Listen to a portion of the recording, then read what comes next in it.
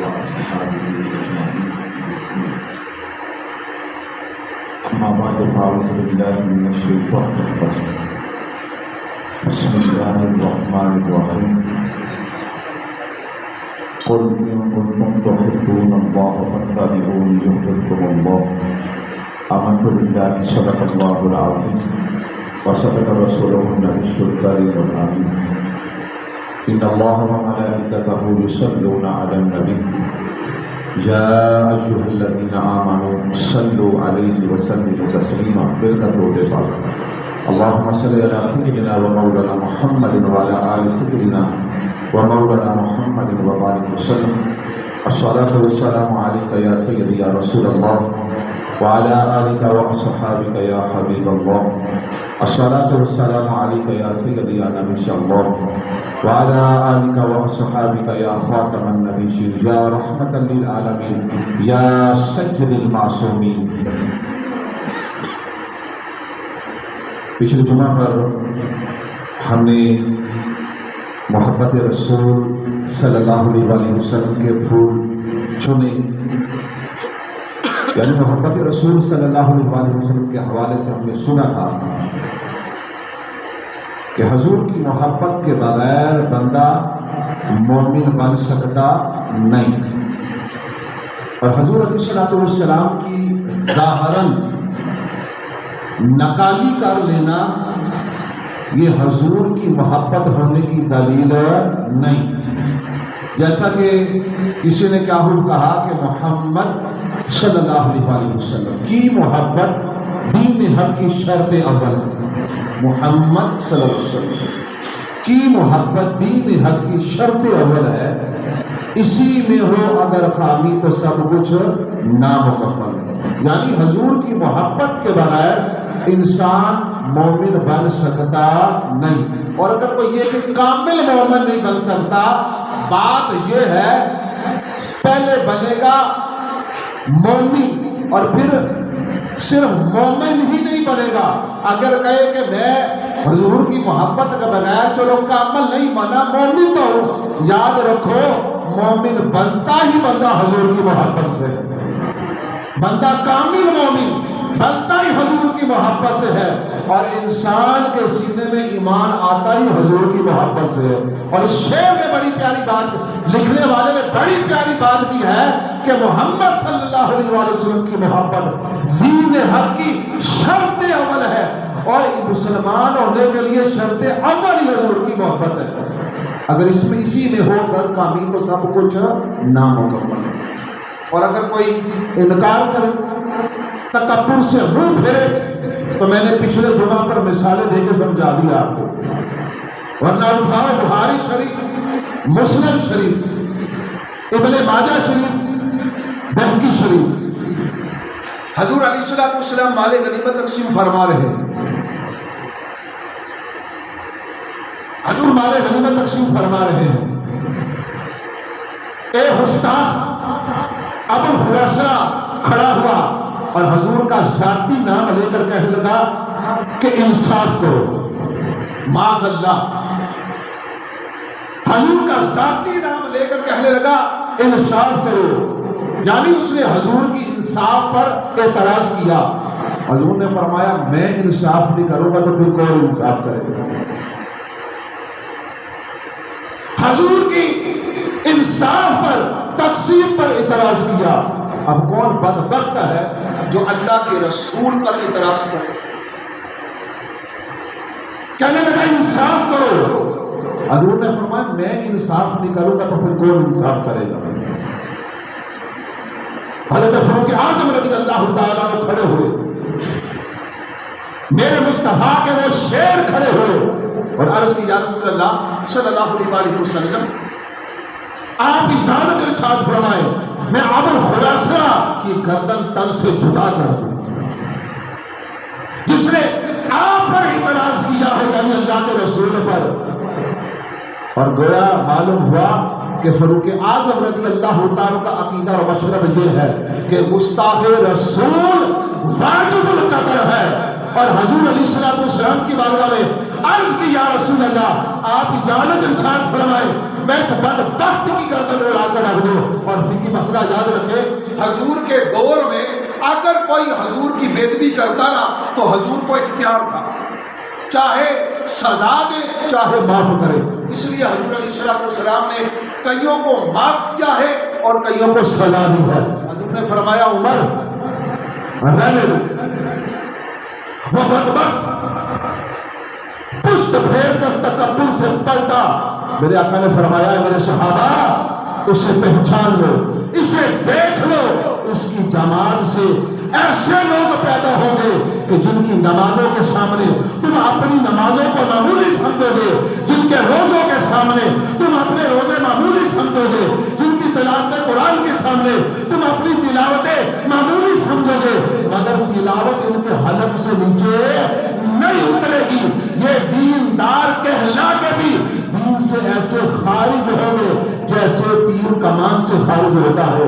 گویا میرے نبی نے بتا دیا کہ مومن ہونے کا معیار نمازیں نہیں ہے, مومن ہونے کا معیار رمضان کے روزے رکھنا نہیں ہے, مومن ہونے کا معیار کعبے کا طواف کرنا نہیں ہے, مومن ہونے کا معیار حج کرنا نہیں ہے, مومن ہونے کا معیار زکات دینا نہیں ہے, مومن ہونے کا معیار جہاد میں کود پڑنا اور جہاد کرنا یہ مومن ہونے کا معیار نہیں ہے. پھر مومن ہونے کا معیار کیا ہے؟ لا یؤمن احدکم حتی اکون احب الیہ من والدہ ووالدہ والناس اجمعین. جب تک تمام رشتوں سے بڑھ کر اللہ کے رسول سے پیار نہ ہو بندہ مومن ہو نہیں سکتا. اس لیے کسی نے کیا حکم کہا کہ نماز اچھی, روزہ اچھا, زکات اچھی, حج اچھا, مگر باوجود اس کے میں مسلمان ہو نہیں سکتا جب تک میں کٹ ماروں. خواجہ فتح کی عزت پر خدا شاہد ہے کامل میرا ایمان ہو نہیں سکتا. یہ عین ممکن ہے کہ نمازی جہنم میں نمازی دوزخ میں چلا جائے. اور یاد رکھیے میں بات اصلی کا سورہ ماؤن اٹھا کر دیکھ لو آپ کو پتہ چل جائے گا یہ عین ممکن ہے کہ نمازی دوزخ میں جا سکتا ہے. یہ عین ممکن ہے رمضان کے روزہ رکھنے والا دوزخ میں جا سکتا ہے. اور ابو ہریرہ رضی اللہ عنہ کی حدیث ہے کہ کل بروز قیامت سب سے پہلے دوزخ میں اس قاری کو ڈالا جائے گا جس نے نماز کے لیے قرآن پڑھا ہوگا. نمازی عین ممکن ہے کہ دوزخ میں چلا جائے, رمضان کے روزے رکھنے والا دوزخ میں چلا جائے, دکھلانے کے لیے قرآن پڑھنے والا دوزخ میں چلا جائے, حج کرنے والا دوزخ میں چلا جائے, جہاد کرنے والا دکھلانے اور نمائش کے لیے دوزخ میں چلا جائے. نمازی دوزخ میں جا سکتا ہے, حاجی دوزخ میں جا سکتا ہے, نمائش کے لیے جہاد کرنے والا دوزخ میں جا سکتا ہے, نمائش کے لیے قرآن پڑھنے والا دوزخ میں جا سکتا ہے. مگر خدا کی قسم کوئی عاشق رسول دوزخ میں نہیں جا سکتا.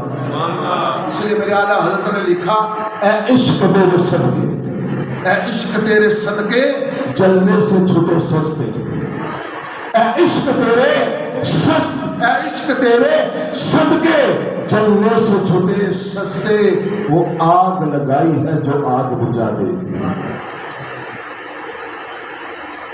بات پھر وہی آ گئی. اس سے یہ بات آواز یہ کہ صرف حضور کی اتباع کر لینا, حضور کے عمل کی نقل کر لینا یہ مومن ہونے کی نشانی نہیں ہے. ورنہ یاد رکھو جو پچھلے جمعہ پر میں نے مثالیں دے کر آپ کو سمجھایا ہے کہ جو دور حاضر کے اندر بہت سارے ایسے ہیں جو کلمہ پڑھنے والے ہیں, اپنے آپ کو مسلمان کہلانے والے موجود ہیں, مگر خدا کی قسم افسوس یہ ہے کہ ان کی کتابیں اٹھا کر دیکھو آج بھی ان کی کتابوں میں یہ کفریہ عبارتیں لکھی ہوئی, اپنے آپ کو مسلمان کہلانے والے, اور آج بھی ان کے بڑے ان کی ان عبارتوں کی دفاع کرتے پھر رہے ہیں. اور میں نے بتایا تھا کوئی کہتا ہے کہ حضور علیہ السلام کے بعد بھی اگر کوئی نبی آ جائے تو حضور کی خاتمیت پر کوئی فرق نہیں پڑتا, माज़अल्लाह।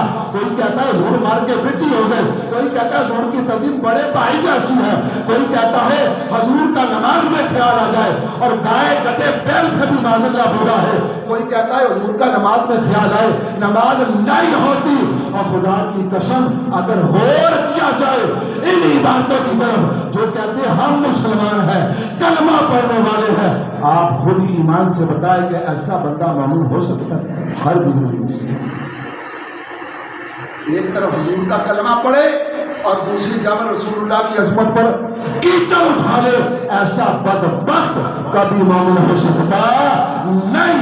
और खुदा की कसम ये हकीकत है, मैं पहले अर्ज कर चुका हूं कि हुजूर का गुलाम अगर जहन्नुम में जाएगा भी ना, मेरे नबी कल बरोज़े क़यामत, बुखारी की हदीस है, मेरे आका फरमाते हैं कल बरोज़े क़यामत मैं अपने गुलामों को कमर से पकड़ पकड़ कर जहन्नम से निकाल कर दाखिल जन्नत करता चले जाऊंगा। ये सुन ले, ये किसके लिए फरमाया है? हुजूर ने फरमाया जिसके दिल में राई के दाने के बराबर भी मेरा यानी मेरी मोहब्बत और ईमान होगा। और याद रखो वहां पर अल्फाज है ईमान में, किसके बाबत बोले? ईमान का। ईमान किससे आता है? हुजूर की मोहब्बत से। ईमान किससे आता है? बाबा जी बोले हुजूर की मोहब्बत से, और सिर्फ नकाली से। हुजूर की मोहब्बत का दावा झूठा है, और मैंने मिसाल दे के समझा दिया है आपको, सिर्फ इत्तबा करने से हुजूर की मोहब्बत कामिल नहीं होती। हुजूर की मोहब्बत तब होती है जब दिलो जान से बढ़कर अपने नबी की अजमत पर कुर्बान ना हो जाए। आइए जरा सहाबा की मोहब्बत कैसी होनी चाहिए, और सहाबा की मुर्दमान इस तरीके से हम सीखते हैं। हुजूर के एक सहाबी थे जो खेती बाड़ी किया करते थे। क्या किया था? खेती बाड़ी करते थे। हुजूर का विसाली शाही हो गया ना, उसने हुजूर के विसाल की जब खबर सुनी, काम छोड़ दिए, चीखे मार मार कर रोने लगा, दाने मार मार कर रो रहा है, और अल्लाह की बारगाह में हाथ उठा दिए, अर्ज करते हैं कि अल्लाह मेरी बिनाई वापस ले, मुझे नबीना कर दे। एक शख्स ने किया, हुजूर आप नबीना होने की दुआ क्यों कर रहे हैं? उन्होंने फरमाया कि मैंने सारी जिंदगी मुस्तफा के चेहरे को देखा, सारी जिंदगी बद्दुहा के चेहरे को देखा है, हुजूर के विसाल के बाद ये आंख किसी की आंख को देखना चाहती नहीं। हुजूर तक फरमाया कि मेरा ईमान और मेरा इश्क ये गवारा नहीं करता कि मैं हुजूर के अलावा किसी को देखूं, और मैं हुजूर के दीदार में किसी को शरीक करना भी गवारा नहीं समझूं। बताओ, ये सहाबा की मोहब्बत थी कि हुजूर के बगैर वो किसी को देखना गवारा नहीं समझते। और फिर हम कहेंगे कि उन सहाबियों का कीदा क्या था कि मेरी निगाहों में जचता नहीं कोई, अब मेरी निगाहों में जचता नहीं कोई, जैसे है मेरे सरकार वैसा नहीं कोई। सहाबा की जिंदगी उठा कर देखो, खुदा की कसम रोज़े रोशन की तरह ये बात आया हो जाएगी कि हमारे आका सल्लल्लाहु अलैहि वसल्लम के जो असहाब थे तो हम वक्त मुस्तफ़ा सल्लल्लाहु अलैहि वसल्लम के दीदार में महरा करते थे। और आप अगर उनकी जिंदगी पढ़कर देख लो ना, ऐसे मालूम होता है कि सहाबा का विर्द ही मोहम्मद मोहम्मद। हुजूर की जात में इस कदर फनाइयत थी, खुदा की कसम अब जिक्र उनका होता है, पहचान मुस्तफा के नाम से होती है। बहरहाल अल्लाह ताला अज़्ज़ा व जल हमें हुजूर की सच्ची मोहब्बत अता फरमाए। और से कहिए आमीन। अल्लाह उन खुश अकीदे से महफूज रखे। और से कहिए आमीन। अल्लाह ऐसे खुश अकीदे से महफूज रखे कि जिस अकीदे में हुजूर की मोहब्बत ना हो, जिस अकीदे में हुजूर की मोहब्बत ना। याद रखो, बाल लोग कहते थे तुझे क्या मोहब्बत बदी रट लाई है, लानती किरदार। अगर तू सहाबा की मोहब्बत का दावेदार है ना, पहले सहाबा की जिंदगी पढ़, तुझे पता चले कि सहाबा की जिंदगी का हर लम्हा मोहब्बत रसूल में गुजरा करता था।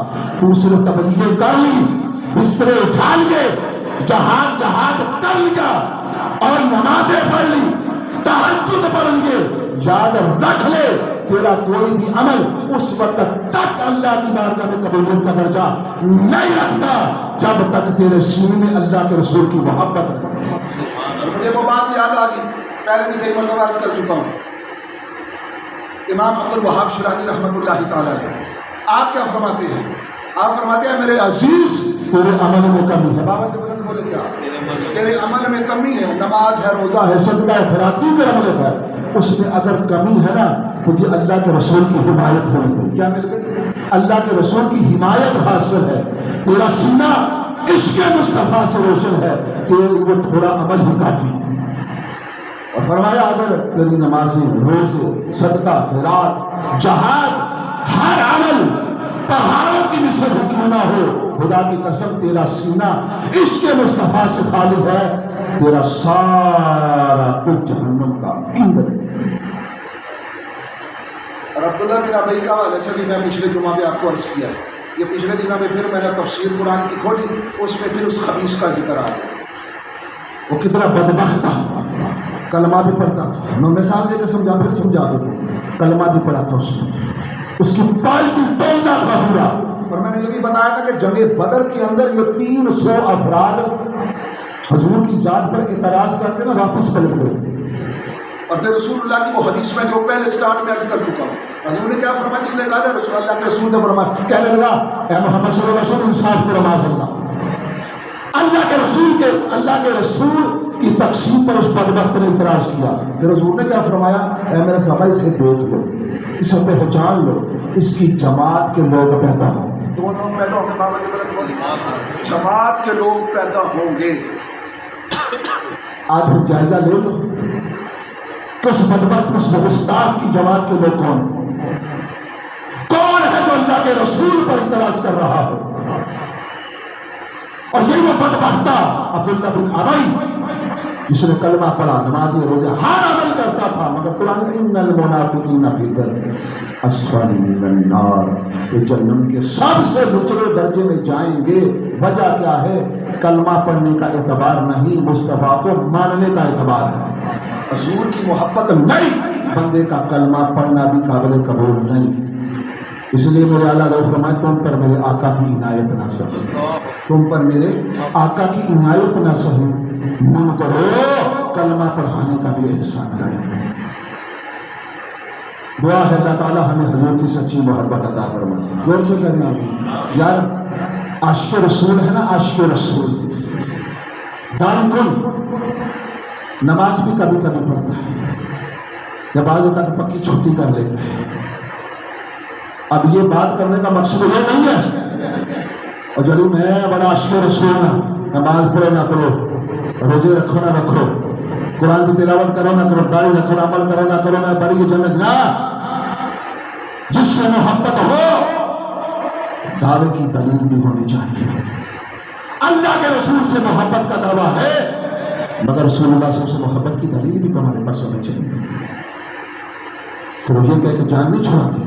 میں صرف اتنا سمجھانا چاہتا ہوں، اگر کوئی بے نمازی بھی ہے نا، رمضان کے روزے بھی کبھی کبھی رکھتا ہے، کبھی چھوڑ دیتا ہے، حج بھی کر لیتا ہے یا نہیں کرتا، زکوٰۃ بھی دیتا ہے نہیں دیتا، ان عمل کو چھوڑنے پر عذاب ضرور ہے. کیا ہے؟ عذاب ضرور ہے، اس پر پکڑ ضرور ہے. مگر یہ بات یاد رکھیں، اگر سینہ حضور کی محبت سے روشن ہے نا، روشن ہے، اور یہ عمل کرتے ہو نا، تو یہ حضور کی محبت کے بغیر قبول ہیں. اور اگر محبت رسول ہے، عمل سے روگردانی ہے، اس پر عذاب ضرور ہو. یہ ذہن میں رکھیں. صرف یہ عشق رسول کی گھاٹے لگا کے یا نعرہ بلند کر کے غلامی رسول میں موت بھی قبول کا نعرہ لگا کر اپنے آپ کو بڑی نہ سمجھنا. جو اعمال ہے ان کا اجر و ثواب افادیت ان پر جو جنت کی بشارت ہے وہ اپنے مقام پر ہے، اور جنت ملنی پھر اس سے ہے. پہلے سینہ محبت رسول سے روشن کر، پھر عمل کر، پھر تیرا بھائی میرا کار ہے. اور یاد رکھو حضور صلی اللہ تعالیٰ کی بارگاہ سے محبوبیت کی سند کب ملتی ہے؟ جب حضور کی محبت ہوگی. اور پھر جو حضور کی محبت کے بغیر اپنے آپ کو ایماندار کہلائے وہ رب کے دشمن کا، یعنی اللہ تعالیٰ عز و جل کے محبوب کے دشمن کا، اور محبوب صلی اللہ علیہ وسلم کا دشمن کبھی اللہ کا محبوب نہیں ہو سکتا. اور جب یہ عرض کرتا، چلو میں عرض کر رہا تھا، اگر ایک عاشق رسول بے نمازی کبھی نمازوں میں کوتاہی کرتا ہے، نیک اعمال میں کوتاہی بھی کرتا ہے، مگر جب آتی ہے نا رسول اللہ کی بات، خدا کی قسم تو نہ جان کی پرواہ کرتا ہے نہ مال کی پرواہ کرتا ہے، تو سینہ تان کر آ جاتا ہے. کیوں؟ کیونکہ یہاں پر میرے نبی کی عظمت کی بات آ گئی. یہ پکے مومن ہونے کی علامت ہے. آؤ میں آپ سے آج یہ نیت بھی لوں گا انشاءاللہ. اس حوالے سے ہم سنیں گے صحابہ اکرام کے اقوال، ان کی مبارک زندگیاں کہ حضور علیہ السلام کے اصحاب حضور سے کس قدر اعلیٰ درجے کی محبت کرتے تھے، اور پھر رب ذوالجلال نے محبت رسول کی وجہ سے انہیں مقام اور مرتبے کی عطا فرمائے.